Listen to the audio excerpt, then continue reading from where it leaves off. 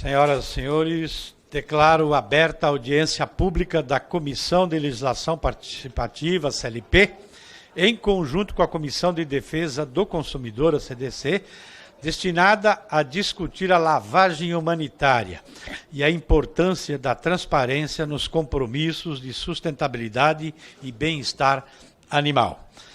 Ressalto que a presente audiência decorre da aprovação dos requerimentos número 77/2025, nesta CLP, e do requerimento 59/2025 na Comissão de Defesa do Consumidor, ambos de autoria do deputado Marcelo Queiroz, que iria presidir esta audiência pública e por outro compromisso que chegou urgente, teve que ficar no Rio de Janeiro e aí pediu para que eu presidisse, né, em nome dele. Agradeço, inclusive, ao deputado Marcelo Queiroz, por essa oportunidade. Gostaria de agradecer a presença dos membros desse colegiado, dos convidados e de todos e todas que nos assistem. Informo que este evento está sendo transmitido via internet e o vídeo pode ser acessado pela página da CLP no site da Câmara dos Deputados, pelo canal da Câmara dos Deputados no YouTube. É importante ressaltar que, a partir da página da Comissão, cidadãs e cidadãos podem participar de debates interativos online em todos os eventos da CLP, enviando perguntas que, ao final do evento, serão submetidas à mesa para manifestação dos convidados. Normas para o debate. Antes de passarmos aos debates, peço a atenção das senhoras e dos senhores presentes para as normas internas da Casa. Os senhores e as senhoras parlamentares interessados em interpelar os expositores deverão inscrever-se previamente por meio do aplicativo Infoleg. Cada convidado terá tempo de 10 minutos para a sua exposição. Após o encerramento da exposição, cada deputado inscrito terá o prazo de 2 minutos para fazer suas considerações. Contaremos com a participação das senhoras e dos senhores convidados na audiência de hoje. Então, já convido aqui a Beatriz Veloso, assessora de Relações Corporativas da Aliânima.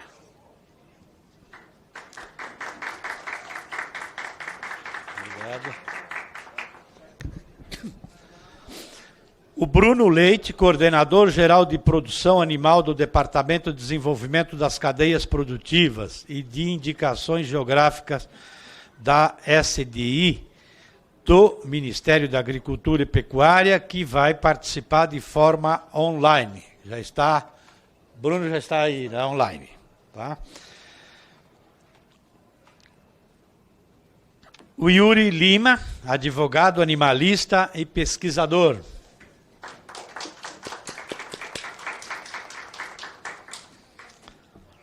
E o José Rodolfo Sioca, diretor executivo da certificadora Produtor do Bem, que vai participar também de forma online.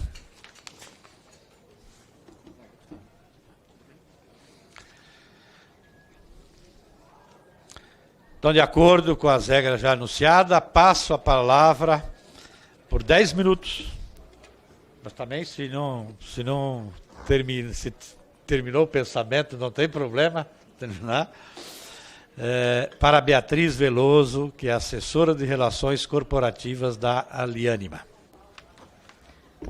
Bom, em primeiro lugar, eu tenho uma apresentação também. Obrigada. É só apertar aqui no próximo, né? Tá bem. Bom, primeiro eu queria aproveitar a oportunidade para agradecer ao deputado Nilton Tato pela presidência aqui da audiência e também ao deputado Marcelo Queiroz pela convocação e abertura para a gente discutir um tema tão importante. Também agradeço a participação das pessoas aqui, quem está acompanhando online. Meu nome é Beatriz Veloso, eu sou advogada.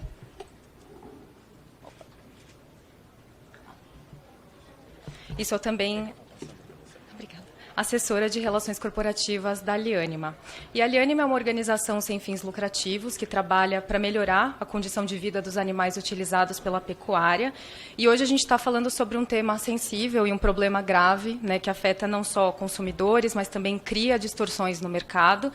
E também afeta e prolonga o sofrimento de milhões de animais, né, que é o humane washing em inglês, ou lavagem, maquiagem humanitária, como a gente costuma traduzir para o português. Hoje, o cenário brasileiro é de mais de 136 milhões de galinhas alojadas na indústria dos ovos. A gente também está falando de mais de 5 bilhões de frangos abatidos por ano no Brasil, isso sem nem mencionar as toneladas de peixes criados em piscicultura por ano. Com todos esses números em mente, não é difícil a gente entender o porquê de o bem-estar animal chamar tanta atenção e ganhar tanto destaque, né? Ele é parte absolutamente indissociável de um futuro sustentável.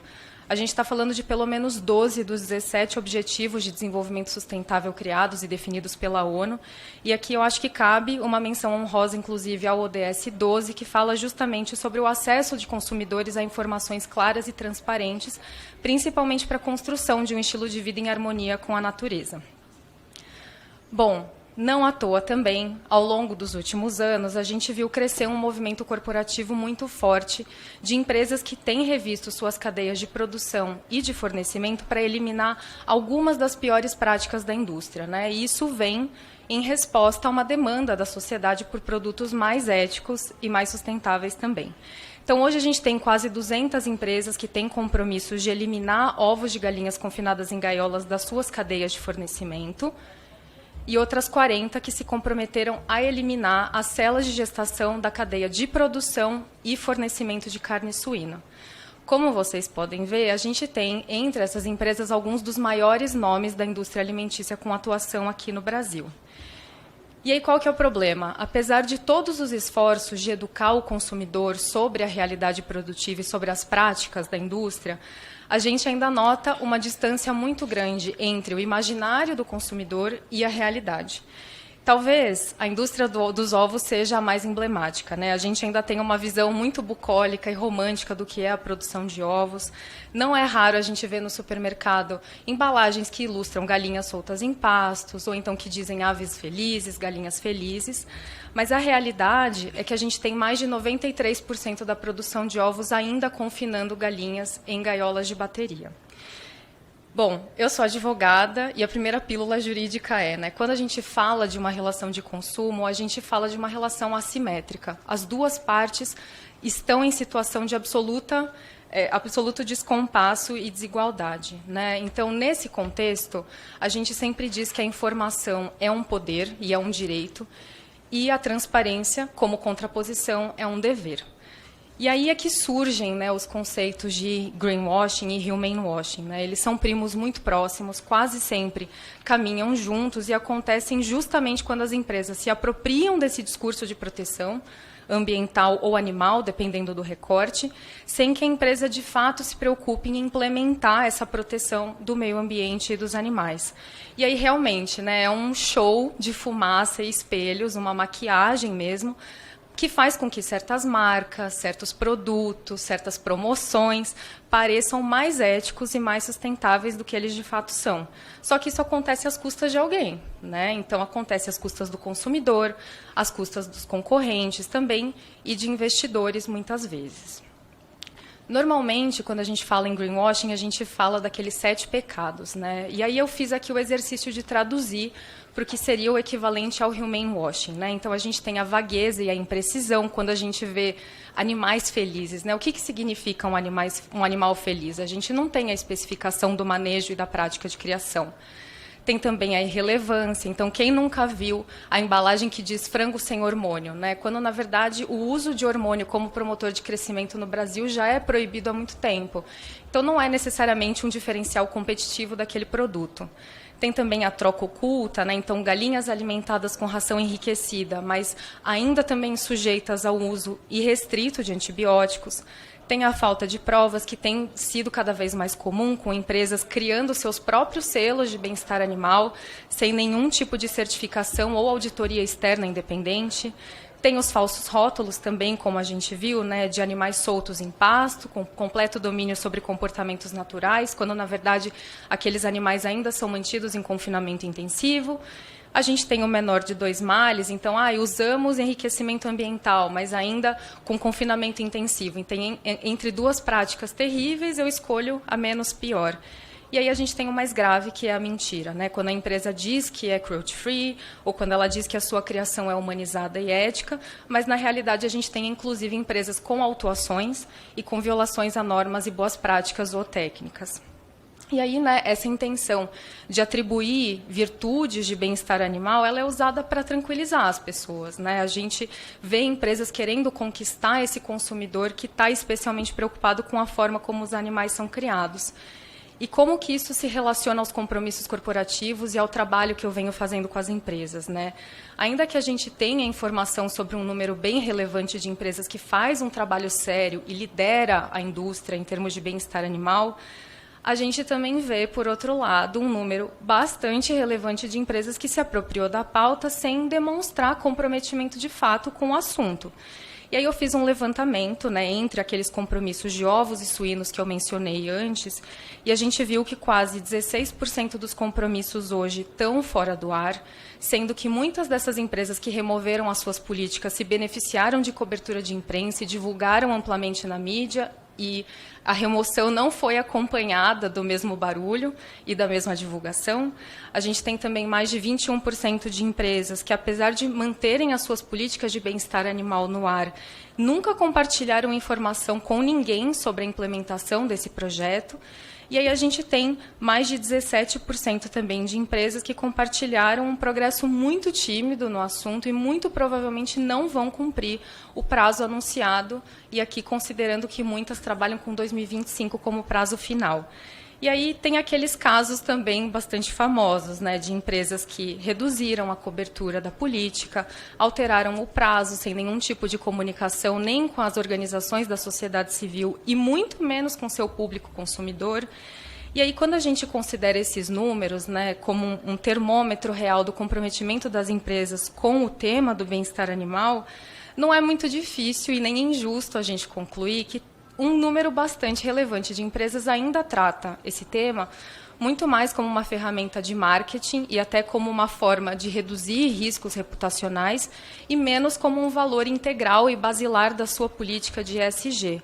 E aí vocês podem acompanhar um pouco desse trabalho na nossa plataforma do Observatório Animal para ter informações tanto sobre as empresas especificamente, como também sobre os seus compromissos. E aí aqui é sempre bom lembrar, né, as empresas elas precisam ser responsáveis pelas informações que elas compartilham e também com os compromissos que elas assumem, né? O trabalho de governança corporativo precisa incluir não só o controle e a fiscalização desses compromissos, mas também a comunicação transparente, né? E é muito legal comunicar avanço e progresso, mas o mesmo esforço precisa vir quando a gente vê atrasos, remoções e até alterações nessas políticas. E aí, por que isso importa tanto, né? O comportamento de consumo no Brasil tem mudado nos últimos anos. A gente vê um número cada vez maior de pessoas que está preocupado com o bem-estar animal e um número ainda maior de pessoas que relaciona o bem-estar animal com produtos de melhor qualidade. Então, é sempre, né, sensível a gente falar, mas, assim, é um tema que movimenta dinheiro, é um tema que movimenta o mercado, querendo ou não, impacta, né, a reputação corporativa e também aumenta o valor da marca. Não à toa, o bem-estar animal hoje é um dos tópicos de avaliação em índices de sustentabilidade empresarial, como é o caso do ISE, da B3.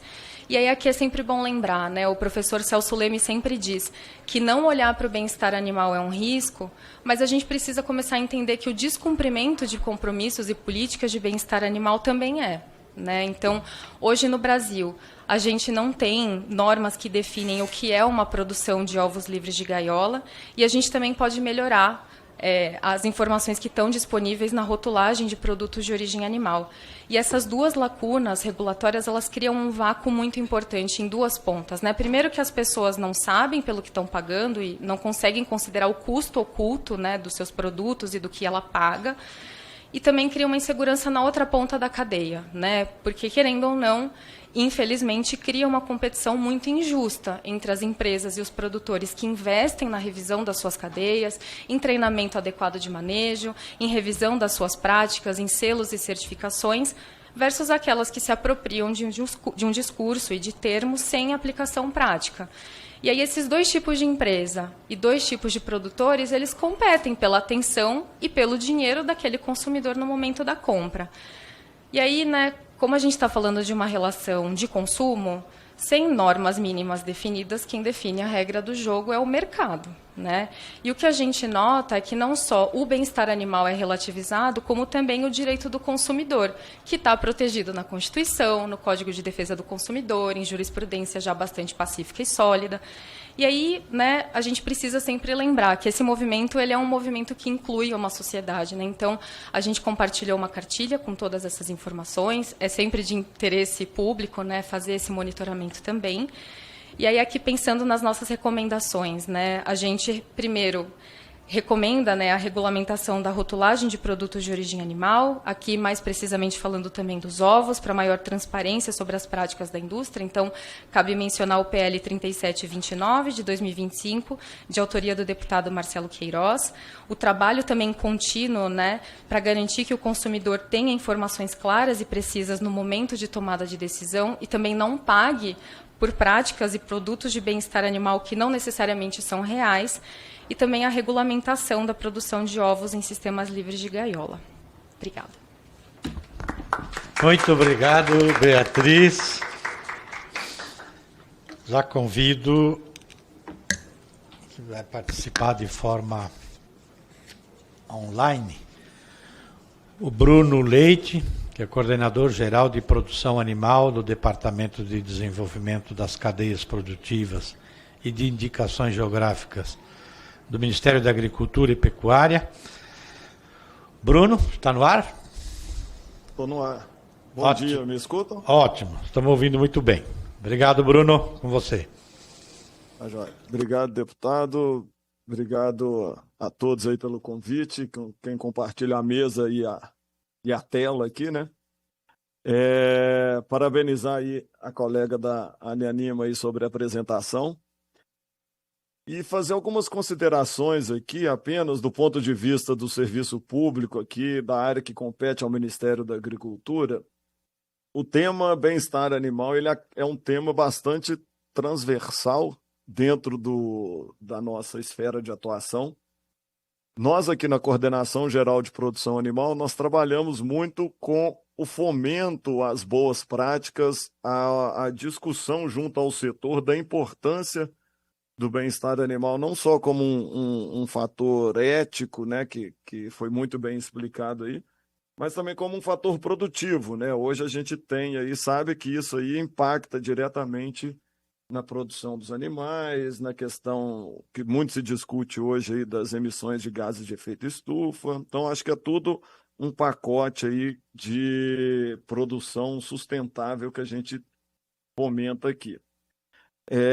Um caso de sucesso que a gente está tentando trabalhar aqui é justamente um acordo de cooperação que nós temos aí junto com a Alianima, com a Associação Brasileira dos Criadores de Suínos, para poder trazer esse tema aí das boas práticas, que foi estabelecido lá com a IN 113, lá em 2019, se eu não me engano, que é das gaiolas, com vários procedimentos de boas práticas ali, desde o transporte até as gaiolas coletivas, a eutanásia, né, onde nós vamos começar a fazer esse levantamento aí de quem está atuando, quem não está, como é que está isso, e promover ali uma premiação, né, desses produtores ali que estão avançando aí.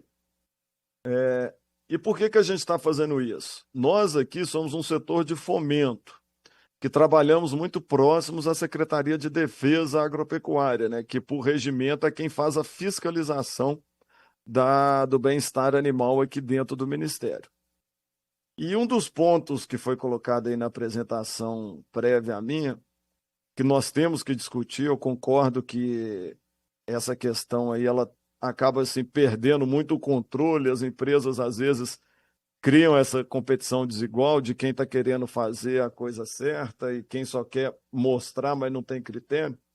Também à luz da lei do que eu queria sugerir ali para a colega advogada ali também, que depois a gente pudesse fazer uma contextualização disso à luz da lei do autocontrole, né? Porque ultimamente a própria papel do Estado dentro dessas verificações acaba nós estamos num momento de transição, né, de como que isso vai ser encarado aí pelas empresas dentro desse panorama da lei do autocontrole. Um outro ponto que eu acho que a gente tem que estar trabalhando aqui para tentar diminuir um pouco isso é o reconhecimento de protocolos de boas práticas agropecuárias, né? Nós já temos uma legislação aqui que reconhece boas práticas agrícolas, né? Nós fizemos a revisão dela, ela está para ser publicada, onde a gente vai incluir as cadeias pecuárias. Então, lá vão ter uma lista de critérios, né? Desde a parte ambiental e também a questão do bem-estar animal, a segurança do alimento, para que a gente possa fazer esse reconhecimento e ter ali mais uma garantia de que esses procedimentos realmente estão sendo feitos na prática, né? E desde o ano passado, a gente aqui, nós temos um programa chamado Agro Brasil Mais Sustentável, onde nós fizemos uma plataforma onde a gente junta informações socioambientais das propriedades rurais brasileiras. E uma das linhas de ações é que essas informações, aliadas a essas boas práticas agropecuárias, podem conceder ao produtor rural um desconto de 0,5% no Plano Safra. Então, nós estamos revisando essa legislação agora. Para quem está na parte agrícola, isso já estava implementado desde o ano passado. Com o lançamento do Plano Safra agora, nós vamos tentar ver se a nossa legislação para a parte de boas práticas na pecuária pode ser incorporado, que é o quê? Esse produtor que tem esses protocolos aprovados, que inclui o bem-estar animal, se eles forem pegar um empréstimo no Plano Safra, ele tem um desconto de 0,5% na sua taxa, né? Então, isso aí já é um incentivo também que o governo federal consegue conceder aí ao produtor que queira adiantar ali, né, essa transição aí para esses modelos mais sustentáveis, né? Então, de maneira geral, dentro aqui do mapa, a gente concorda e acha que temos que avançar nisso. Nós temos que levar essa discussão aí do papel do Estado na cobrança disso, porque aqui no mapa a questão da lei do autocontrole muda um pouco esse panorama, né? Então, acho que a gente precisaria dar também uma estudada aí como é que a gente trabalha isso nesse novo contexto. E nos colocamos aqui à disposição, né, aí de quem está assistindo e do deputado coordenando aí. Ficamos aqui à disposição, tá, deputado? Agradeço aí a participação. Muito obrigado, Bruno. Convido agora o Yuri Lima, advogado animalista e pesquisador. Yuri.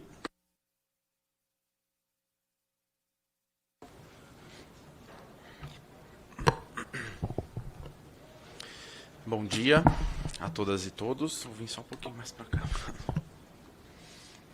Só colocar a apresentação. Obrigado.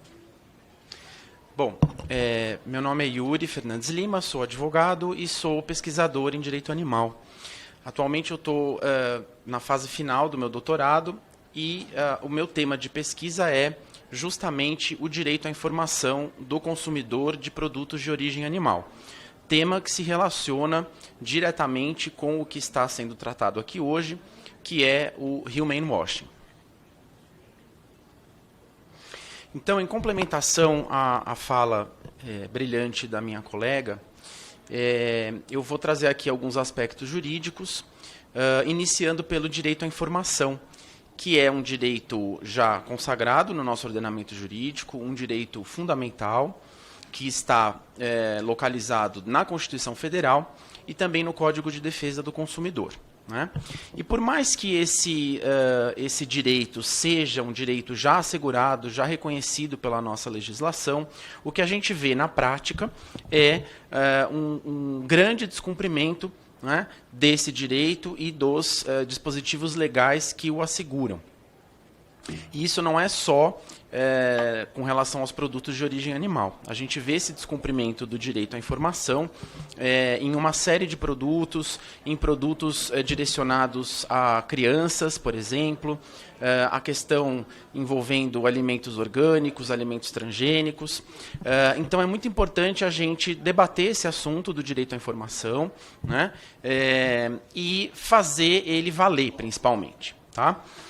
Bom, aqui eu não vou, obviamente, ficar fazendo leitura de artigos legais, mas só para a gente situar, né, o direito à informação no artigo 6º, né, do Código de Defesa do Consumidor.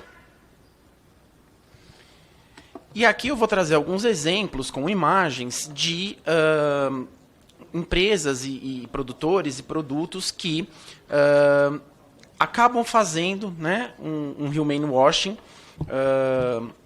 independentemente desses compromissos que a Beatriz mencionou, eu diria que é uma fase anterior, né? A gente já vê um human washing e uma publicidade enganosa, como a gente vai também localizar aqui no CDC, né? No Código de Defesa do Consumidor. Então, aqui são alguns exemplos. A gente tem, com ovos de galinhas, que foi o tema do meu mestrado, e que foi mais focado aqui pela Beatriz, né? Inclusive esse projeto de lei mencionado, 3729 de 2025, nós temos essas embalagens que são alguns exemplos, mas a gente pode fazer um trabalho aí de observação nos supermercados Brasil afora e adentro, e nós vamos verificar que as embalagens, e aí não só de ovos, né, de vários outros produtos, você tem sempre um desenho, né? Você tem sempre uma imagem bucólica, uma imagem do campo, então esses animais estão sempre soltos, né, na natureza, estão sempre sobre uma grama verde, e você tem um sol sorrindo, que eu acho até que é o caso daquela primeira embalagem. Você tem crianças ou até adultos também que são felizes, que estão sorrindo. Isso leva o consumidor a erro, porque o consumidor médio, ele vai escolher ali o produto na gôndola do supermercado. Claro que tem vários elementos, inclusive o preço, mas ele vai ser induzido a erro, até de uma forma inconsciente, a comprar um produto que tem essas imagens que trazem todas essas informações que são falsas, né? Por exemplo, com relação aos ovos, nós sabemos que 95% mais ou menos da produção de ovos no Brasil ainda é em sistema de confinamento extremo das galinhas, ou seja, as galinhas são criadas em gaiolas, né?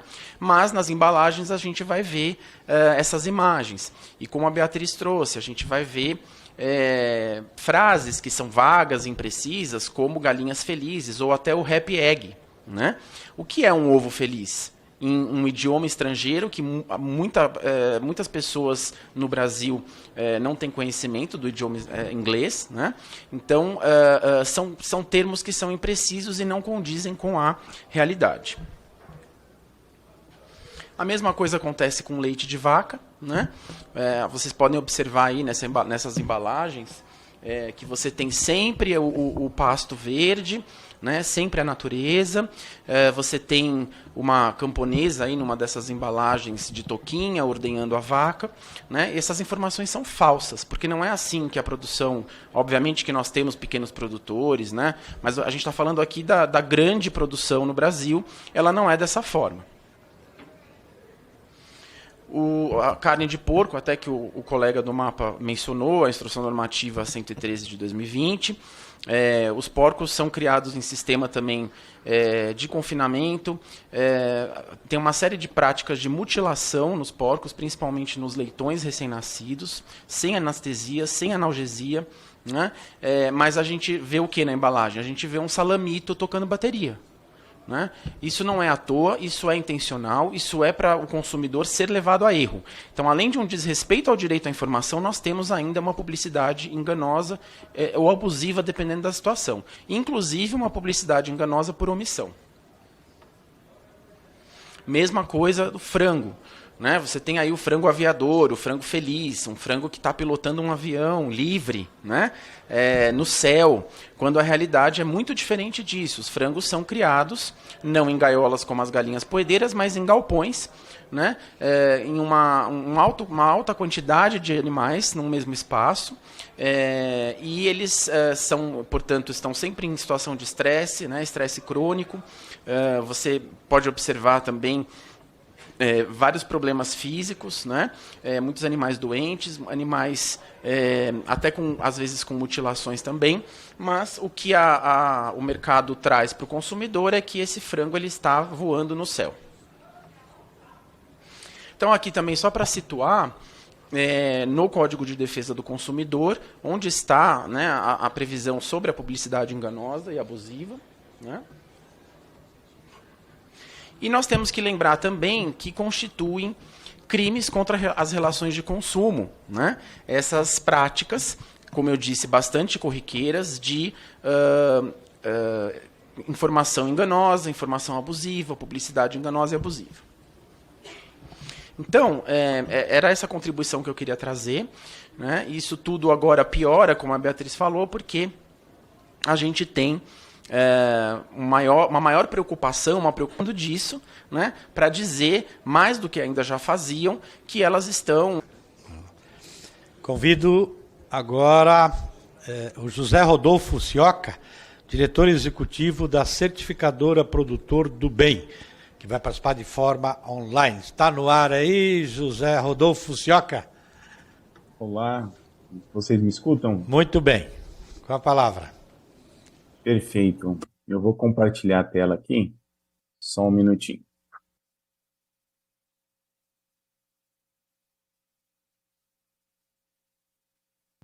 Bom dia a todos. Primeiramente, gostaria de agradecer aí o convite em poder contribuir para essa rica discussão. A proposta aqui é falar um pouco do Human Washing até na questão de questões de produtos que, além de estarem praticando isso, né, são certificados, que acaba sendo, eu diria, uma falha ainda mais grave nesse sentido. Então, a integridade, quando a gente fala em integridade do bem-estar animal, enfrenta esse paradoxo, né, ou seja, ao mesmo tempo que a gente vê uma demanda crescente por produtos responsáveis, né, a gente observa aí uma proliferação de selos e certificações com critérios bastante superficiais e pouco transparentes com o consumidor, né. Então, essas iniciativas muitas vezes visam apenas um carimbo de conformidade, em vez de trazer uma jornada de evolução para esses animais em termos de bem-estar. Então, o resultado que se chamamos aí de human washing, né, é uma prática que não só estagna a melhoria na qualidade de vida desses animais, mas que também alimenta essa crescente onda de denúncias pela sociedade civil, como a gente pode ver aqui no próprio slide, algumas instituições trabalhando muito nesse sentido. E nesse cenário, então, se torna crucial discutir o que define, né, uma certificação e como podemos, juntos, fortalecer esse setor para justamente evitar situações como essa. Para combater um pouco essa falta de transparência, né, e elevar os padrões do mercado em relação ao bem-estar animal, tem algumas iniciativas, a própria Liânima tem iniciativas fantásticas nesse sentido, trazendo as empresas, mas tem outras ONGs também no setor, como a própria Compassion World Farming, que é uma ONG, uma das maiores ONGs do setor, né, que lançou um benchmark global, e é uma ferramenta que compara e classifica as principais certificações do mundo, avaliando aí com rigor de seus protocolos, e o foco é justamente trazer essa melhoria contínua para essas certificações, né? Então, o benchmark ele funciona como um guia bastante confiável aí para empresas, para investidores e também para a própria sociedade civil, para que identifiquem selos, né, e certificações que impulsionam o progresso em relação ao bem-estar dos animais. Então, aqui a gente tem até o próprio exemplo da Produtor do Bem, com uma certificação global, mas criada no Brasil para atender uma realidade brasileira, sendo também avaliada e muito bem avaliada, comparado com muitas certificações, inclusive do norte, do norte global.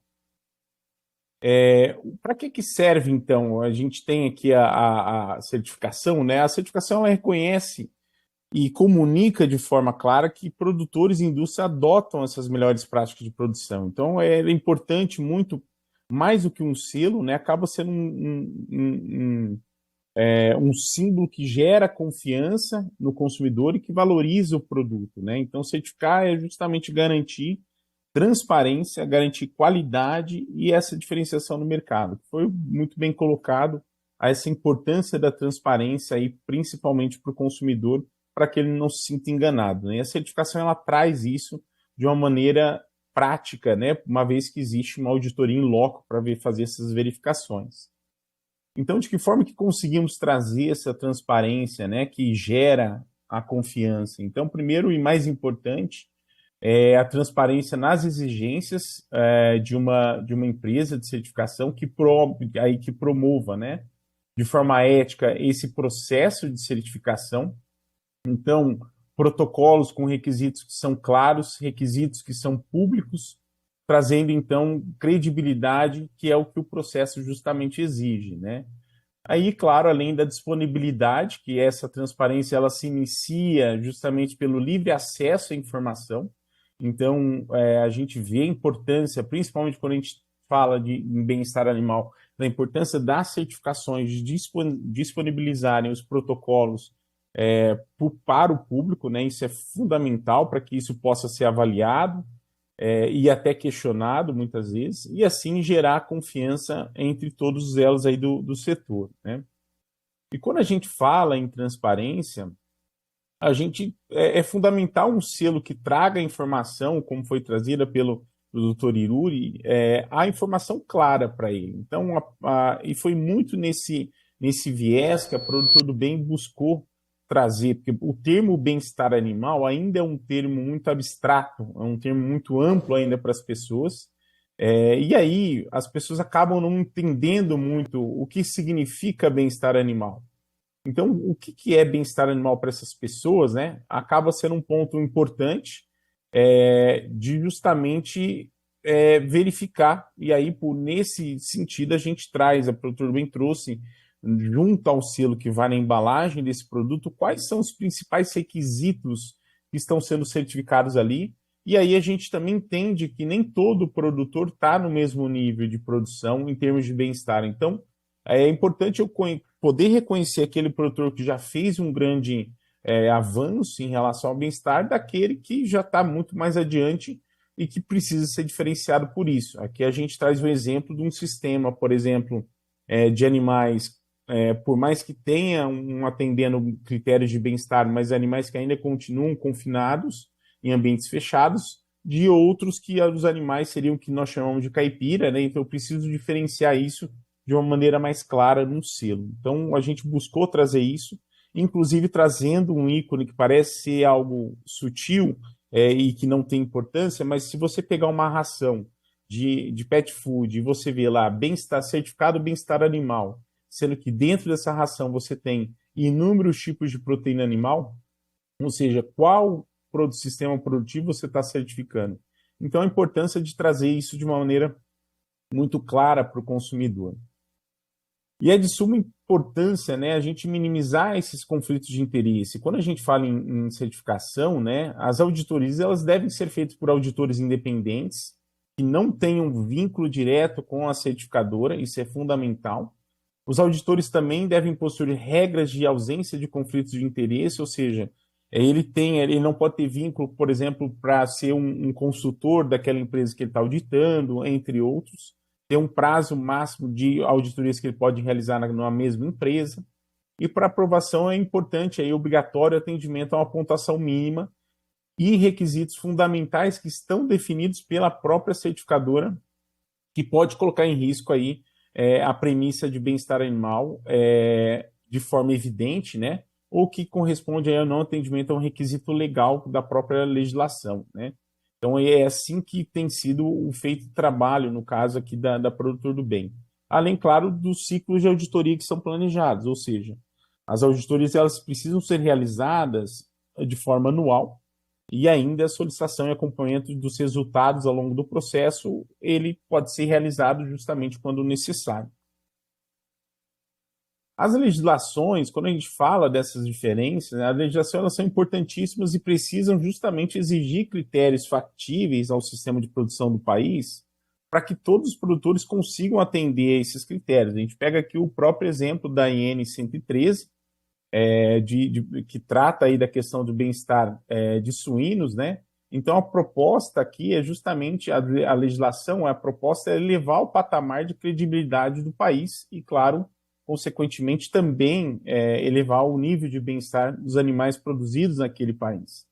Quando a gente já fala das normas de certificação, né, ela vem para valorizar o diferencial, aqueles que justamente estão buscando elevar o nível ou buscar um mercado diferenciado, e por isso é uma adoção voluntária, traz vantagem competitiva para quem adere àquela certificação. Então vamos pegar aí como exemplo a própria IN 113, que define que, por exemplo, que a gestação das matrizes tem que ser livre de gaiola, mas ela aceita ali um período, quando você realiza ali a inseminação das matrizes, né, um período de até 35 dias em gaiola. Quando a gente entra no âmbito da certificação, a certificação já não aceita esse período em gaiola. Então, existe sim a importância de você ter de legislação que traga o mínimo, mas ao mesmo tempo você ter a importância das certificações que vão trazer um diferencial competitivo para as empresas. Entendemos então que a somatória da definição desses critérios mínimos, que são as legislações, né, aplicada então a todos e somado aí então às normas de certificação, resulta uma evolução ainda maior do status do país nas adoções de melhores práticas, trazendo então mais competitividade no mercado mundial. E para finalizar, a gente entende que a certificação ela precisa ir além. Então, ela como traz esse aspecto muito forte da questão de independência, de ter um caráter independente e imparcial, então a certificação ela tem que também dar esse apoio e auxiliar os produtores e empresas nessa jornada de melhoria contínua, buscando então um sistema de produção mais ético e sustentável, uma vez que a auditoria desses processos eles são independentes e imparciais. Então, a gente vê a importância de uma certificação de buscar essa melhoria dos padrões de outras práticas, de bem-estar de outras práticas, mas também além dessa chancela no selo que muitos procuram, acaba sendo o foco. Seria um pouco dessa contribuição e me coloco à disposição aí para a discussão. Muito obrigado. Muito obrigado, José Rodolfo Cioca, que é diretor executivo da certificadora Produtor do Bem. Nós recebemos uma contribuição da Gabriela Solange Sagaz, aqui através da internet, que faz a segunda pergunta. Quais mecanismos são necessários para garantir a verificação eficaz de compromissos genuínos com a sustentabilidade e bem-estar animal das práticas de human washing? Um selo de garantia daria conta desse processo? E qual órgão ficaria responsável a nível nacional por este selo? Quem? Beatriz ou Yuri? Yuri? Nós dois vamos dividir aqui, eu vou só fazer uma introdução rápida e depois a Beatriz complementa. Eu acho que essa questão trazida é a grande questão, né, ou uma das grandes questões nessa discussão. Mas eu gostaria só de dizer primeiro o seguinte, que eu sempre falo isso nas aulas, nos cursos, palestras. Nós precisamos sempre incentivar e melhorar a participação cidadã da sociedade em todas as questões, né, políticas do nosso país. A gente, infelizmente, não tem uma população presente nesse sentido. Então, para que as coisas funcionem de modo geral, ou seja, para que os projetos de lei sejam aprovados, para que políticas públicas sejam implementadas, para que as empresas cumpram os seus compromissos, né, nós precisamos que a sociedade, que os cidadãos participem. Né, seja fazendo as cobranças diretamente, né, para os poderes da República para as empresas, né, seja no âmbito local, nas câmaras de vereadores, nas assembleias legislativas, seja aqui em Brasília, no Congresso Nacional, né, e juntamente com as prefeituras, secretarias, governos de estado e assim por diante. Né. A gente precisa trabalhar nesse sentido, para que a população participe, né, e da mesma forma com as empresas, né, com esses compromissos e assim por diante. E da mesma forma, né, os consumidores precisam participar. Né? Então, questionando as empresas, fazendo as cobranças e, eventualmente, até denunciando para os órgãos responsáveis. Né? Então, sempre procurar o Ministério Público, né? E nessa questão em muitas outras. Neste caso, e em outras questões de consumidores, procurar os PROCONs, procurar o IDEC, que é o Instituto de Defesa do Consumidor, né? Levar essas questões com relação à propaganda, levar isso para o CONAR, que é o Conselho Nacional de Autorregulamentação Publicitária. Né? Então, são essas as orientações que eu sempre dou. E aí eu passo a palavra para a Beatriz. Bom, eu não podia ter dito melhor, né? Mas eu também não descartaria, nesse caso, né, de fiscalização e controle de implementação das políticas de bem-estar animal, o trabalho interno que as empresas precisam fazer. Né? Então, primeiro, definindo critérios claros e especificando quais práticas que ela quer eliminar das suas cadeias. Então, no caso de ovos, né, o confinamento intensivo de galinhas. No caso de suínos, também as celas de gestação ou outras práticas dolorosas. E aí, aqui as próprias empresas elas têm um poder formador importante, né? Então é importante que elas façam o letramento interno das suas equipes, façam o letramento da sua cadeia também, porque é importante que a cadeia trabalhe junta, né? A gente não quer demonizar ninguém, é importante que o mercado vá se adaptando às novas exigências. Então essa troca é muito importante, ela é muito rica. A gente vê empresas que já vêm fazendo essas discussões e essas novas exigências, e isso é importante para o mercado evoluir num mesmo sentido. Sem dúvida, né, selos e auditorias externas e independentes facilitam e, de certa forma, dão uma camada a mais de segurança, mas aqui cabe sempre dizer, né, as empresas elas precisam começar a comunicar de forma clara o que elas têm feito, quais são os desafios enfrentados, quais que foram os avanços, os atrasos. Elas podem também publicar planos de ação, né, o que foi feito, o que ainda não foi.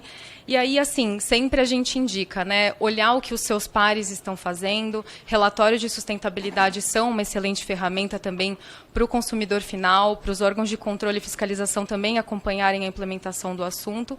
Mas eu não descartaria, né, o papel das próprias equipes também corporativas no acompanhamento do trabalho que as suas empresas têm feito. Muito obrigado, Beatriz. Sioca e Bruno, gostaria de fazer mais algum comentário?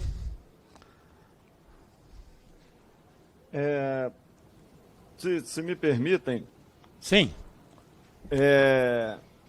Parabenizar ali as palavras do colega advogado aí, que eu acho que isso é o cerne da questão. Acho que assim, nós temos que ter uma participação mesmo cada vez maior nos assuntos políticos aqui no Brasil e fortalecer essa questão do consumidor, do cidadão, né? Nós estamos falando aqui de fraude, de enganar o cidadão, né? Assim, por mais que os órgãos públicos, igual nós aqui no Ministério, temos um poder de fiscalização, o Brasil é muito grande, são muitas empresas, são muitos produtores, a gente não vai conseguir que o Estado abarque isso tudo. Então, acho que a participação social e a exigência das empresas ali com certificações privadas também, eu acho que isso aí contribui muito para a gente nivelar isso, porque o que a gente vê muito é realmente gente querendo se dar bem, né? Então, eu acho que nós temos que diminuir essa prática aí.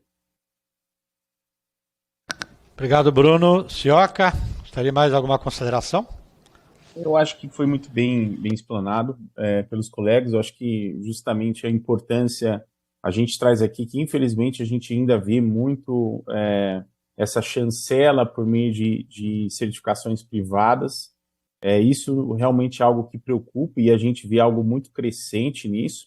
E aí isso até corrobora muito com a fala do Dr. Yuri, da importância dessas denúncias, né? De você denunciar isso tendo em vista. É claro que o consumidor, quando ele vê um selo de certificação, e aquilo traz para ele uma certa credibilidade, mas essa credibilidade ela também precisa ser questionada e precisa ser, é um papel também do consumidor buscar essa informação. Se essa informação não estiver clara e disponível a esses consumidores, né, se torna difícil. Então, acho que essa transparência ela é fundamental mesmo.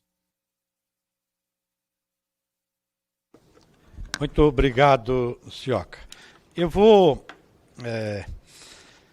primeiro eu quero aqui agradecer, né, o Bruno, Beatriz, Sioca e Yuri, por ter aceito o convite, né, para essa audiência pública.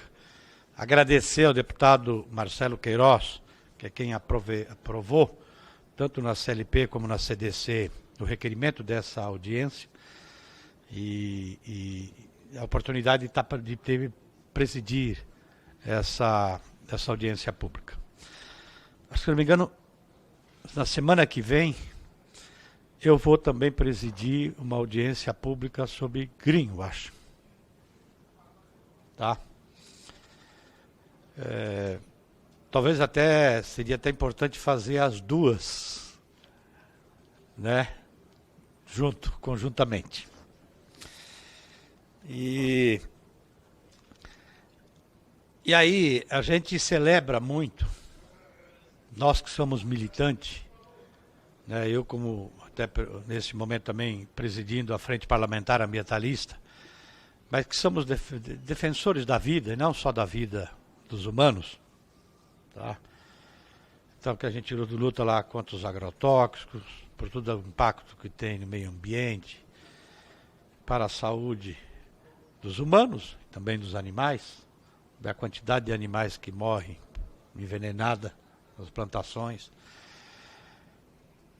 Tomamos consciência, né, da sensibilidade dos animais, portanto avançamos, estamos trabalhando cada vez mais para ter legislação que configure e que respeite os direitos aos animais, do entendimento de que os animais só terão vida, ou qualidade de vida, dependendo de nós, humanos, né?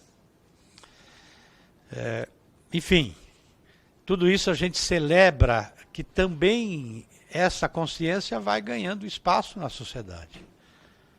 Hoje, se a gente pergunta para qualquer cidadão na rua, todo mundo tem consciência da importância dos direitos dos animais, da qualidade de vida dos animais, da defesa do meio ambiente, da defesa da vida. Mas às vezes não fica atento àqueles que justamente porque os consumidores levam isso em consideração porque têm consciência, aí aqueles que se aproveitam, tanto na área ambiental como também na comercialização de produtos de animais. Então, mesmo que a gente viu aqui nas exposições, né, o porco sorrindo, galinha sorrindo, o campo, a vaquinha, tá?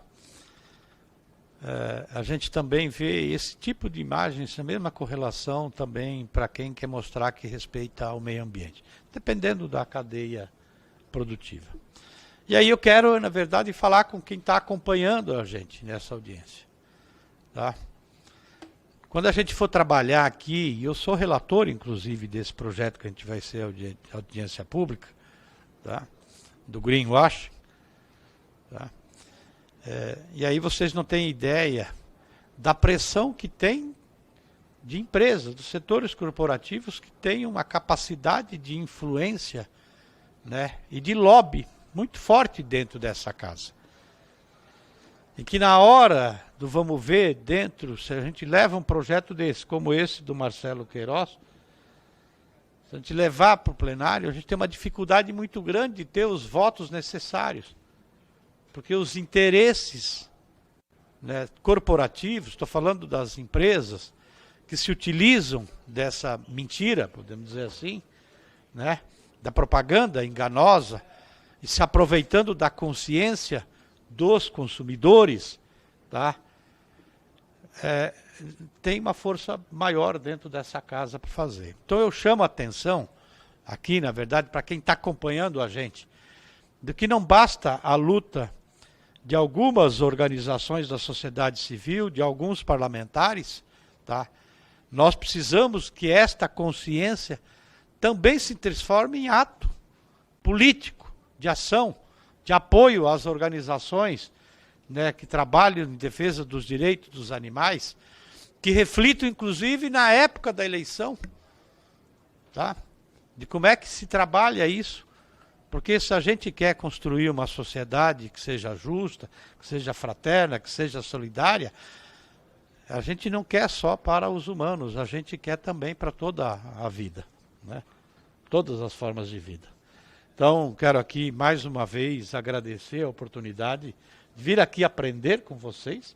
Eu vou fazer esse agradecimento de forma pessoal para o Marcelo, tá? Deputado Marcelo Queiroz, e que nós contem com a gente, tanto da Frente Parlamentar Ambientalista, tem o GT Animal na Frente Parlamentar Ambientalista, né?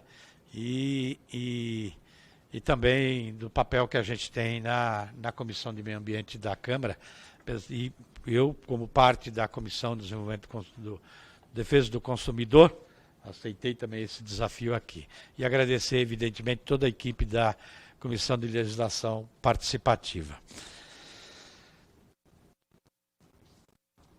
Nada mais havendo a tratar, encerro a presente reunião. Antes, porém, gostaria de convocar os deputadas e deputados, membros desse colegiado, para o 16º Seminário Nacional de Guardas Municipais e Segurança Pública, a ser realizado quarta-feira, dia 27 de agosto, às 19 horas, nesse plenário, né, no plenário 3 da Câmara dos Deputados. Está encerrada a presente reunião. Muito obrigado.